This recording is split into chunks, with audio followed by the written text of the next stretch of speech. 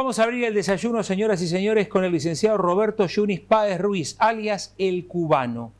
Perdón, pero yo me quedé con lo del cubano, ya ahora es mucho más que eso. Me quedé mucho más que eso, hoy es mucho más que eso, pero conocido popularmente así. Es una marca registrada, Sí. yo te diría. Sí. Lo he considerado hasta ponerlo en el cartel.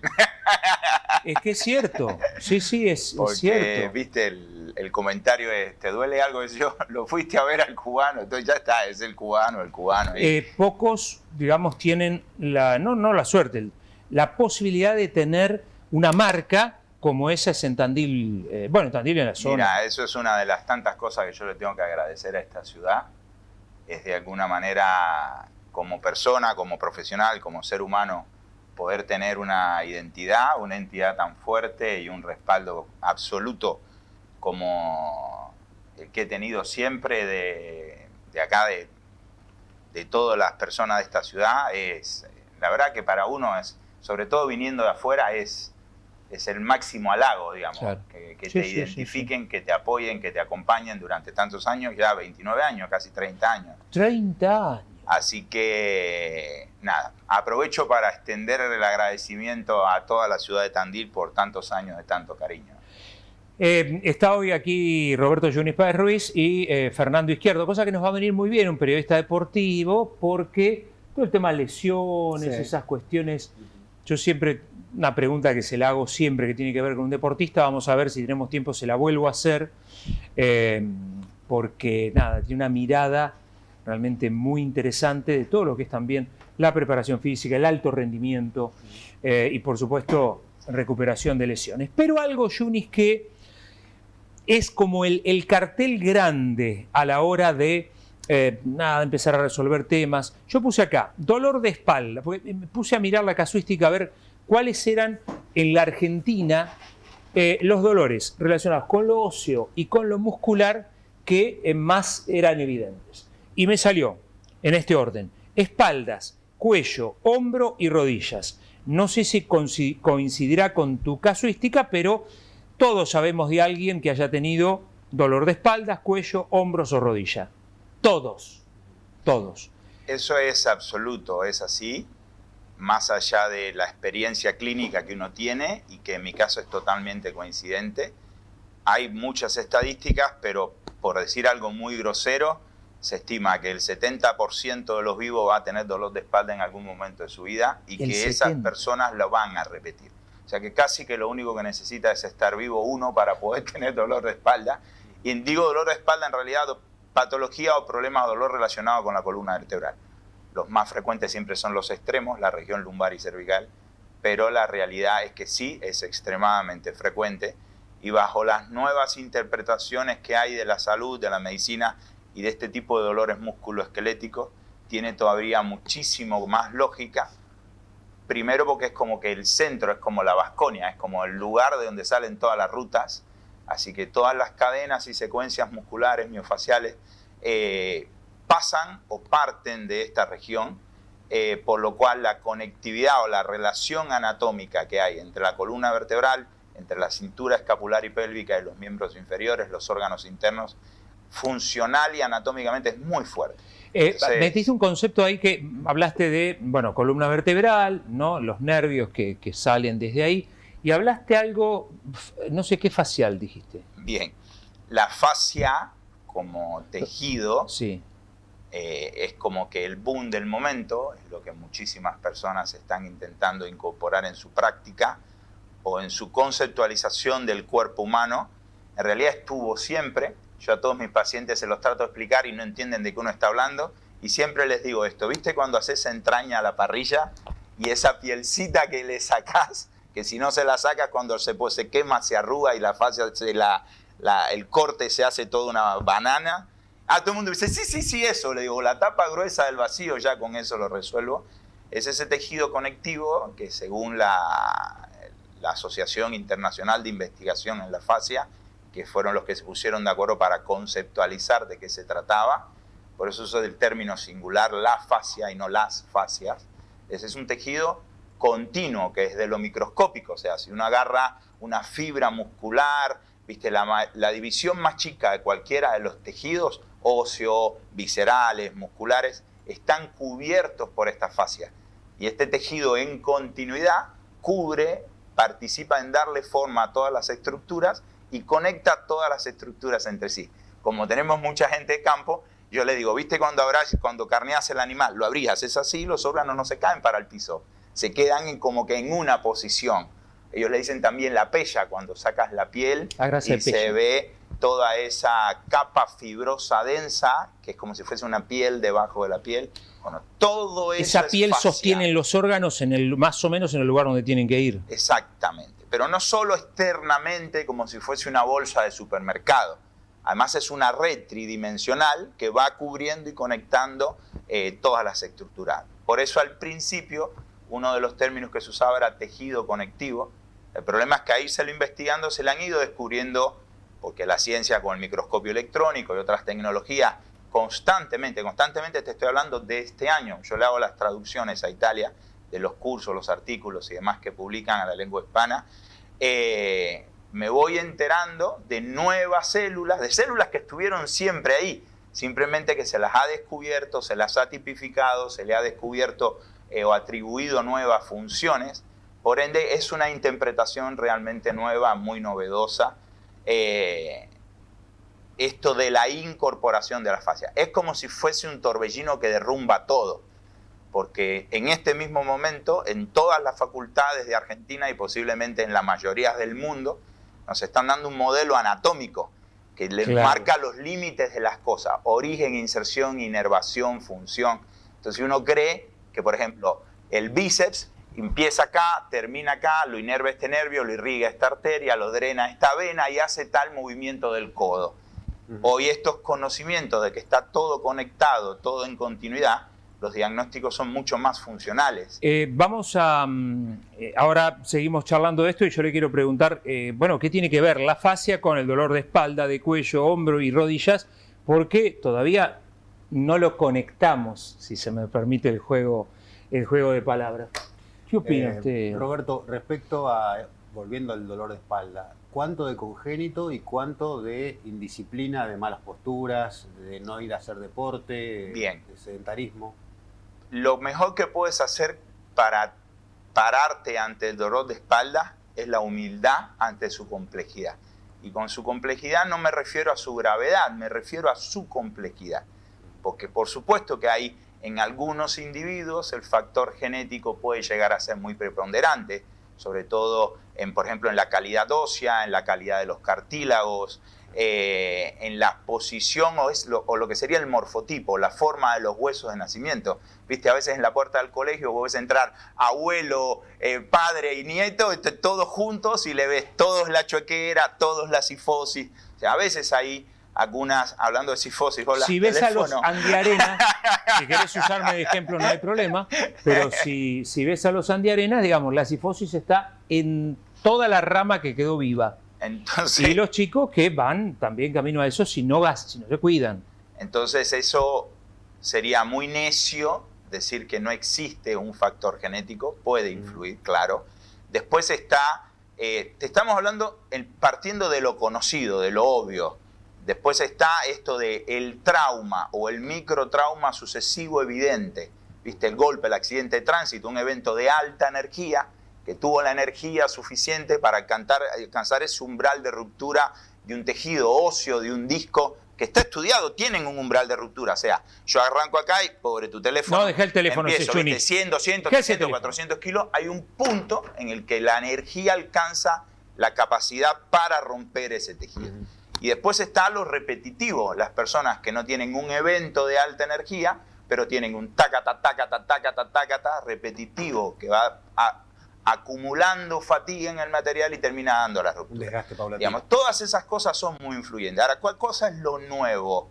Lo nuevo es que durante muchísimos años la ciencia ha puesto primero una mirada a que si me duele acá, el problema está acá. Entonces yo consulto, mira, tengo un dolor acá, mira, te lo marco en este lugar, y entonces a mí me hacen la placa de ahí, la resonancia de ahí, ¿viste? Hay todo el estudio me palpan y las maniobras, los mecanismos que se establecen de diagnóstico es para ver lo que pueda haber ahí que está explicando el dolor ahí. Y hoy por hoy, bajo estos conceptos nuevos de la fascia y otros, se sabe que yo puedo tener un lugar de percepción del dolor, pero que el lugar de la disfunción puede ser mayor, inclusive distante. Yo puedo terminar con un dolor acá, o presión en una costilla que empezó por un pie plano unilateral o por una rigidez de una fractura de tibia y peroné en la infancia, que hace que mi tobillo no se mueva bien, yo compense con mala biomecánica del miembro inferior, influye la pelvis y luego de 20 años me cambia la mecánica del tórax y me termina entonces dando un dolor aquí. Entonces es muy interesante. Perdón, ¿y cómo haces para diagnosticar que ese dolor en la costilla tiene que ver con tal cosa? Bien, por eso en mi especialidad somos como que muy apegados al método científico, muy apegados. Hay una sistemática, un algoritmo terapéutico. Los pacientes que ya estaban acostumbrados a que se tenía una consulta inicial, cuando yo arranqué con esto, siendo kinesiólogo hace un montón de años, todo el mundo decía, este hombre está loco. Y hoy ya está, bueno, es también, una institución. Sí, también. Todos los pacientes tienen en un proceso ordenado de investigación la recolección de datos, la conformación de una historia clínica donde se registra cuáles han sido. Y esa historia clínica tiene un cuerpo, en donde tú tienes el sitio principal de dolor, los sitios de dolor concomitante, y tiene un esquema, ¿no? En la que tú vas poniendo la ubicación anatómica, la fecha del debut del primer evento, la fecha del último evento, si fue traumático o microtraumático, si es constante o recurrente, cuáles son los movimientos que lo desencadenan.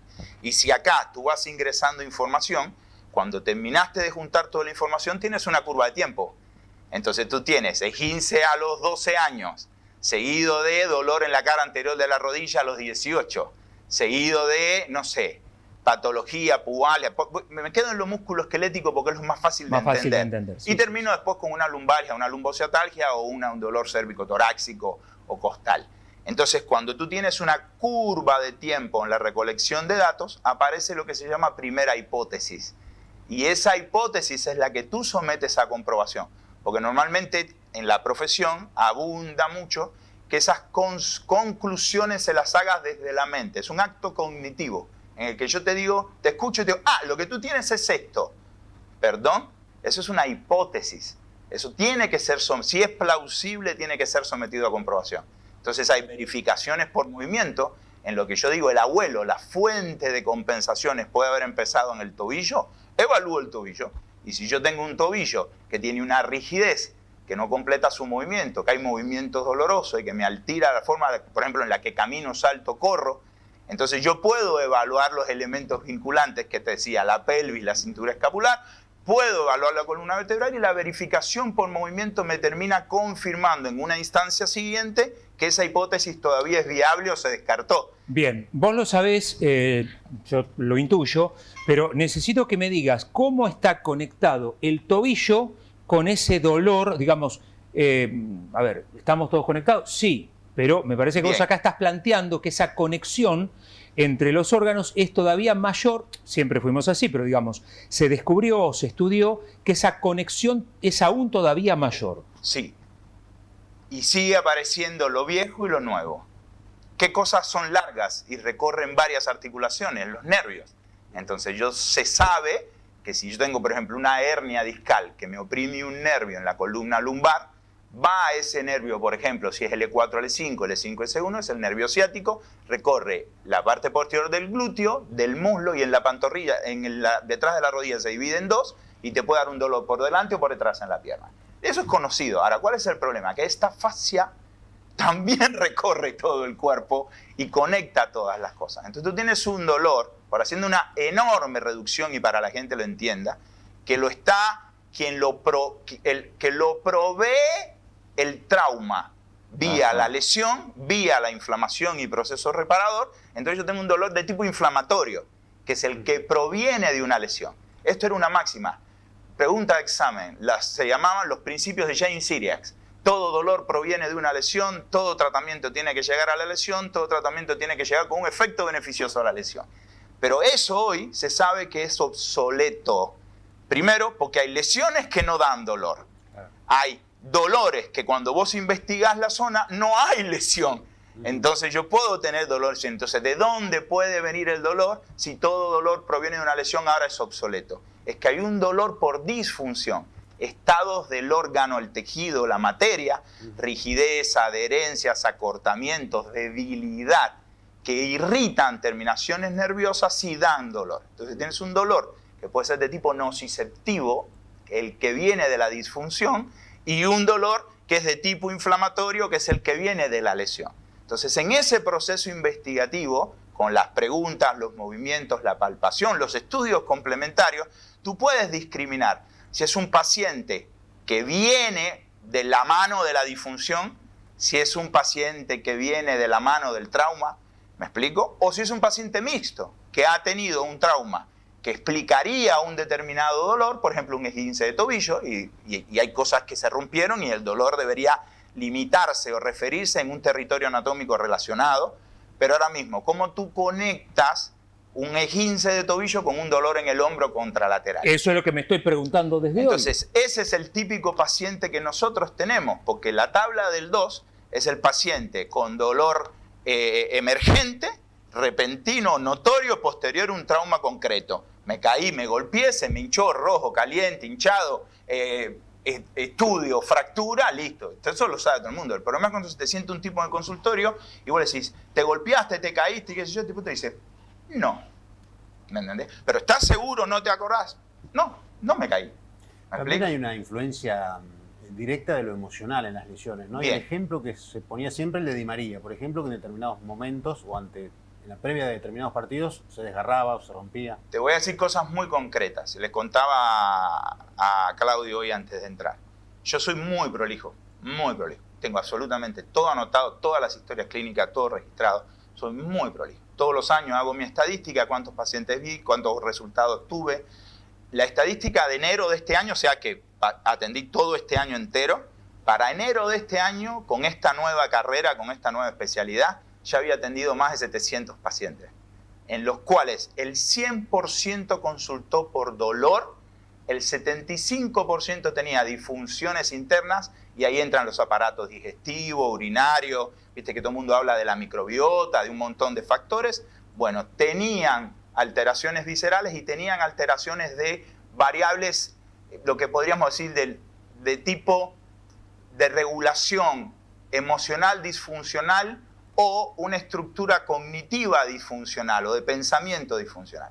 Esto es muy importante porque esta fascia, otra vez que nos volvemos a ella, la fascia, cuando se la ha estudiado, es el segundo tejido más inervado del cuerpo, o sea, terminaciones nerviosas por centímetro cuadrado. Opa. Después de la piel, el 75-80% de sus terminaciones nerviosas son del sistema nervioso autónomo, que son los que se rigen por estas famosas palabras de simpático y parasimpático. O sea, hoy se sabe, no es opinión, es ciencia, que cuando hay desregulación de tu sistema de pensamientos o tu regulación emocional es disfuncional y tú te pones, por ejemplo, en una sensación real o ficticia de amenaza y liberas lo que hace tu sistema de defensa, cortisol, adrenalina, noradrenalina, eso, la fascia es enormemente sensible a las variaciones de concentraciones de esos niveles hormonales.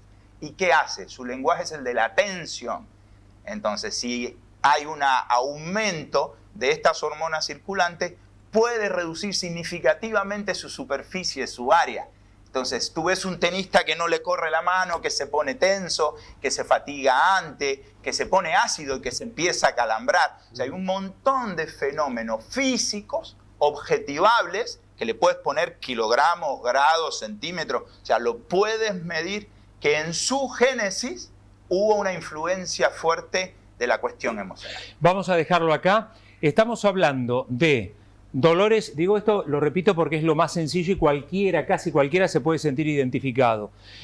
Dolores de espalda, de cuello, hombros y rodillas y las nuevas técnicas de rehabilitación. Ahí pusimos nuevas técnicas de rehabilitación a dolores habituales, ¿no?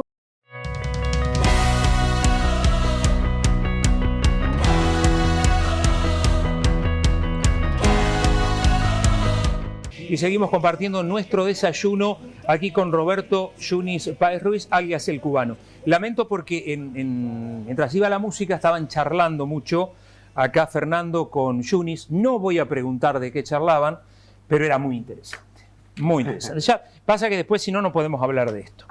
Hablábamos de dolor de espalda, de cuello, hombro y rodillas, algo que nos pasa a casi todos. Y Yunis nos estaba contando sobre esta nueva técnica donde él menciona mucho la fascia, este órgano conectivo, perdón si no utilizo bien las palabras, este órgano que nos conecta todo por dentro, por abajo de la piel y por adentro, digamos, por detrás de los... Por todos lados hay fascia. Absolutamente todo. Los órganos internos están cubiertos por fascia, las venas, los nervios, los huesos, absolutamente todo tiene estas capas, pero no solo de la la estructura macroscópica, no solo lo visible, ¿viste? Cuando pones el asado en la parrilla, el hueso del lado del fuego, esa es la pielcita, ese periósteo, esa pielcita que es arruga, esa es la fascia.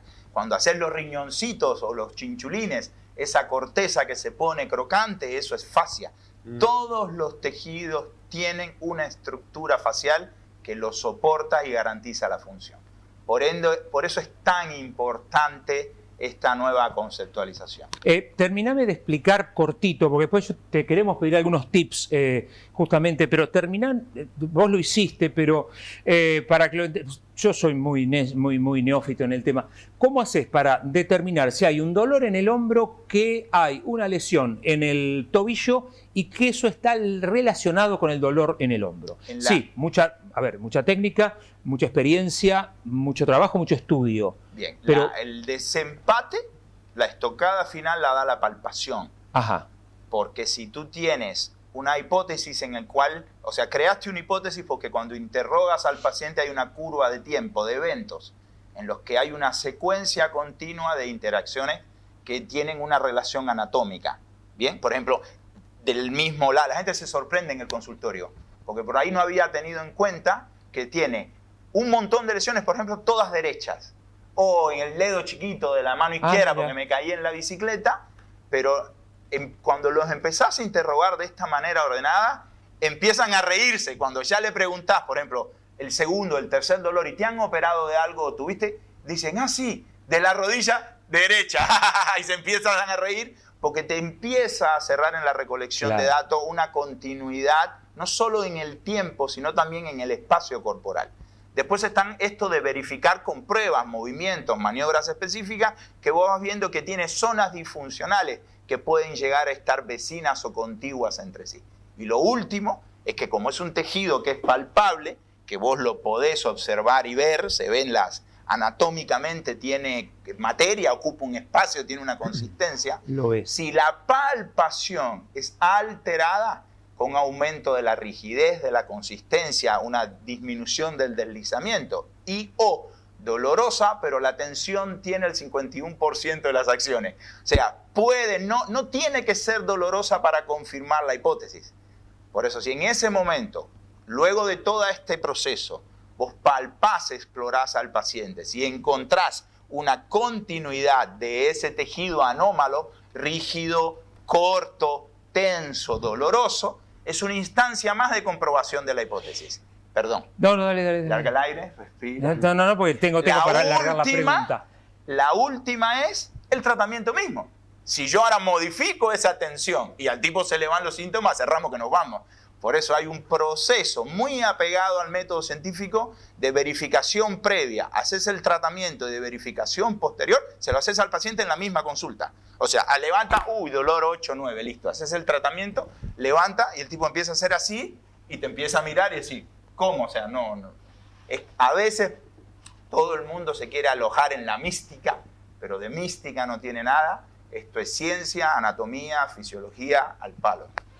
Roberto Yunis Páez Ruiz. No, te quería preguntar si esto tiene que ver con algo que ya se veía antes y que vos lo veías y nos lo enseñaste, que muchas veces las imágenes de diagnóstico, una radiografía, una resonancia, no tienen que ver con los síntomas del paciente. Es decir, va un paciente al médico, me duele el hombro, le hacen la radiografía, le hacen radiografía, no aparece nada. Vamos a hacer resonancia. Le hacen resonancia, está todo bien. Pero doctor, a mí me duele. Y ahí va al cubano. Eso es un ítem muy relevante. No coincide la imagen con lo que le está pasando al paciente. Los que no me van a permitir mentir porque posiblemente muchos de ellos me estén escuchando. Por concepto, excepto algunas excepciones muy puntuales, como una persona que viene, no sé, con una fractura, y tú no vas a explorar una región sin primero mirar la imagen.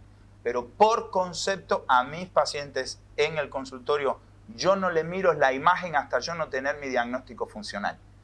¿Por qué razón?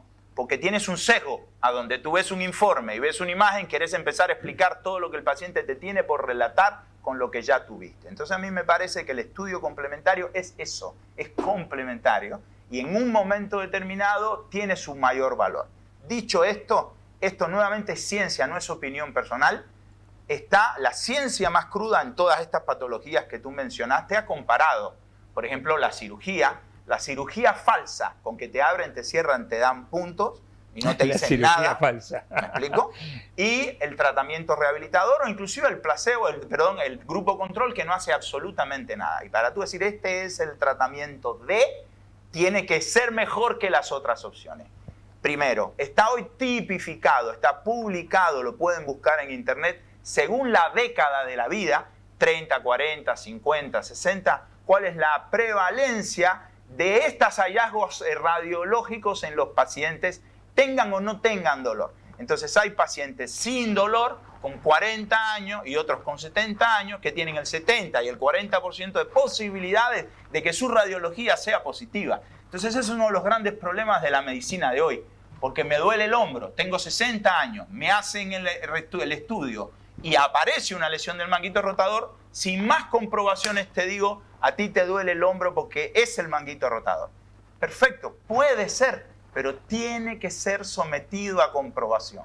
Porque tienes pacientes sin dolor con el manguito roto, pacientes con dolor con el manguito sano. Entonces ese paciente que no se golpeó, que tiene un acto, que no tiene un acto repetitivo, que no tiene explicación por qué de forma espontánea, insidiosa y progresiva le ha ido doliendo, ese es uno de los pacientes que tiene que mirar por encima del muro y empezar a considerar que su dolor puede estar explicado por otras razones, viscerales, miofaciales, la que quieras. Pero esto hoy es ciencia, no es opinión, se sabe y se lo puede afirmar. Una frase que escuché mucho es: el deporte es salud menos el de alto rendimiento. Y ponen ejemplo de jugadores que han terminado, Batistuta, por ejemplo. También hay muchos que hicieron deporte de alto rendimiento y también. ¿Cuánto hay de verdad en eso? Yo creo que hay de gran verdad, sobre todo si el análisis que hacemos es retrospectivo. Si miramos para atrás, y yo soy de la generación del tirarlos todos contra la pared, los que sobreviven siguen adelante y los demás los enterramos. O sea, viste, vengo de un deporte de alto rendimiento, yo era atleta de waterpolo, comunista, de una Cuba comunista, viste, muy influido por el campo socialista. Entonces, si alguien te puede hablar ¿cómo decirte?, con autoridad de esto, creo que puedo ser yo, porque además lo he vivido en mi cuerpo. Entonces sí, cuanto más atrás revisemos en la historia, cada vez peor o más podemos afirmar que el de alto rendimiento no es salud. Ahora, en el mundo de hoy, en donde cada cosa se lleva a un nivel de precisión, te diría, extraordinario, donde la alimentación, el descanso, las técnicas de recuperación, hacer un deporte de alto rendimiento y que sea saludable es posible, yo te diría que hoy se puede pensar que es una opción. ¿Se entiende? Ahora, ¿qué es lo que hace la gente? De boca llena en su casa, sentado mirando la televisión, afirma cuáles son las decisiones o no que debería haber tomado ese tipo, que tiene un mundo, un escenario que nadie, que ni los padres de ese individuo saben. Sobre todo por esto que decíamos, a lo mejor puede llegar a ser saludable desde lo físico, pero si metemos ahora la regulación emocional y el pensamiento, viste, la función cognitiva, que también lo metemos en este concepto de salud, muchísimas veces estas personas de alto rendimiento tienen una competitividad, un pensamiento aguerrido, una agresividad, tienen una serie de características en su ser que los convierten en esos atletas que idolatramos, que a lo mejor son disfuncionales para, no sé, en el medio de un boliche a las 4 de la mañana que lo empujan y le peguen. ¿Me explico? Sí, sí. Entonces, pero yo creo que hoy puede ser una opción. Yunis, a partir de todo lo que nos has dicho y ya teniendo que terminar, algunos tips a tener en cuenta, algunos consejos a tener en cuenta justamente a la hora de tener un dolor, un problema, un dolor. Generalmente vamos cuando ya no damos más y nos duele, ¿no? Ya se convirtió en algo molesto. Y después las redes sociales, porque la gente te está preguntando a ver dónde atiende el maestro cubano, dicen acá. Bien, si no te golpeaste, si no estás haciendo nada raro ni extraordinario y tu dolor se instala y crece, es importante pensar en otras fuentes de dolor. Sobre todo si te tocas ese lugar y no está rojo, caliente, hinchado, doloroso, ¿viste? Lo contrario, lo sientes rígido, duro, restrictivo el movimiento, débil. Entonces yo creo que eres un paciente que puedes empezar a pensar en el que tal vez la explicación de lo que a ti te está doliendo vaya más allá de que mi estudio, qué sé yo, de alguna lesión estructural en la zona. Otra cosa, si buscas cuál es la historia natural de la enfermedad, dolor en el hombre, googleás y te fijas cómo se presenta, cuánto tiempo dura, la mayoría de estas patologías se autolimitan, lo que hace es ver enormemente bien a un montón de profesionales, que con una determinada intervención el paciente empieza espontáneamente a andar bien. Que no sabes si fue por lo que hizo el profesional o ahora, porque el tiempo dijo... Si tú tienes un dolor, que además que te golpeaste, no te golpeaste, no importa, pero que empieza a durar y a perpetuarse en el tiempo, más allá de la historia natural de la enfermedad, otra vez tienes que mirar por encima del muro. Porque a lo mejor tienes organizaciones fisiológicas restrictivas que alteran la biomecánica, que modifican la función y que terminan explicando tu dolor. Y el camino de la solución tal vez no es el de la reparación de esa lesión, sino el de reequilibramiento corporal. Tratar de lograr que las cosas hagan lo que tienen que hacer. Mis articulaciones se muevan, mis fascias sean flexibles, porque se llama, por ejemplo, una unidad miofacial. La mitad mio es muscular y el músculo que tiene fuerza y resistencia. Y la mitad facial, ¿qué hace? Se acorta, se adhiere, se pegotea, se retrae, se tensa. Entonces yo puedo tener intervenciones que me mejoren la tensión, pero yo no gano fuerza. Claro. Entonces me mejoro un poquito, que es el típico paciente que prueba. Se hace unos masajes, va al gimnasio, se pone frío, se pone calor, entra a picotear y anda un poquito mejor y nunca totalmente mejor. Entonces si era esto que yo estoy diciendo, empezaste a tildar, lo tengo, eres un paciente ideal para evaluar si una de estas nuevas opciones terapéuticas te puede llegar a mejorar la calidad de vida. Las redes sociales de Yunis, siempre Siret. Yo siempre Siret Roberto Yunis. Siret Roberto Yunis. Búsquenlo así, Siret Roberto Yunis. C-I-R-E-T.